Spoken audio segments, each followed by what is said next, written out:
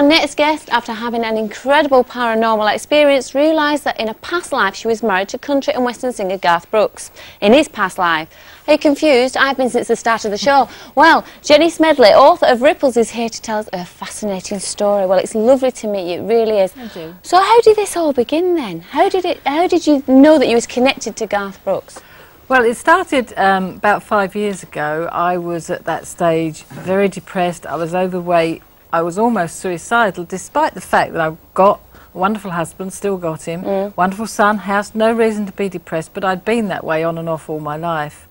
And then, you know, I didn't know anything about anything spiritual, past lives. I would have said it was all nonsense. One day, I literally kind of heard this little voice in my head, first time I listened to it, and it said, turn the TV on. So I thought, you know, I turned the TV on and Garth Brooks appeared talking. I didn't know who he was. Yeah. I wasn't a country music fan. I'd never heard of him.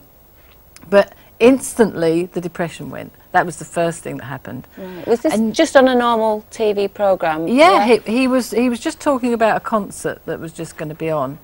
And, when you've been depressed like that, somehow you know when it's gone. And I knew the reason for being depressed had gone, but it didn't make any sense to me. Right. Over the next few months, I started losing weight. I started writing songs. I didn't know what was happening to me, and eventually a friend suggested that maybe I'd recognised him from a past life. Right.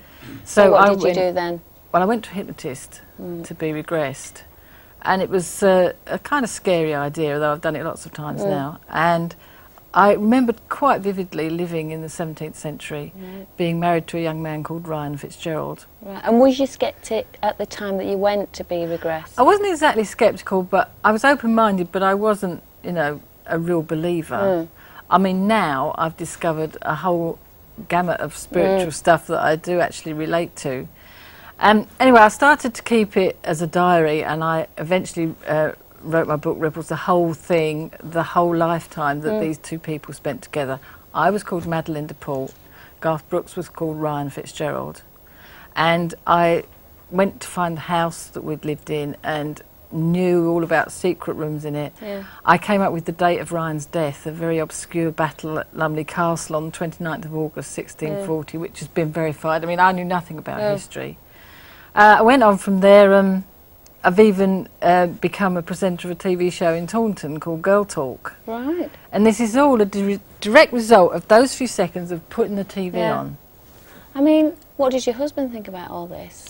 Well, when it first happened, he was really, to be honest, just happy that I'd lost the depression and that I suddenly became this person with a purpose in life, you know, who knew where they were going. He was just happy about that.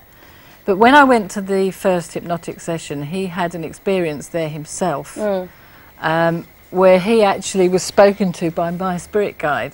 Right. And at the time, he didn't even know what a spirit guide was, and neither did I. Afterwards we pieced it together. So he knew that something totally genuine was going on. Since then he's been regressed himself and discovered past lives that he had. Yeah. And you've actually met Garth Brooks. Yes, I did. We've got a photograph of him here, in case people don't know who he is. There he is. I mean, what did he think about all this? What did he make of it? Well, he kind of shocked me, really, because I honestly thought, you know, you hand somebody, you say, I've written a book about you, and he says, can I see it? And you hand him a book, and he reads the back, and it tells you that this woman looking at you knew you in a past life. You expect him to be a little bit shocked, wouldn't you, really? Well, yeah, I'd have thought so. He wasn't in the slightest. Really? Well, I mean, you can see from the photograph we got on so well, it was just natural. I mean, does he believe in all this? Has he been regressed at any time? Well, I can't put words in his mouth. All I can say is that he gave me a very strong impression that he found it all totally acceptable. Whether he's been regressed, I don't know. I'd like to think perhaps he has, but he did take my phone number and he said, you know, it would take him a while, but he will eventually call me to talk about it. But perhaps I'll find out. Yeah, well, you never know. Well, thanks for coming in, Jenny. I mean, it's an amazing story. Thank you. Thanks ever so much, and good luck. Thank you.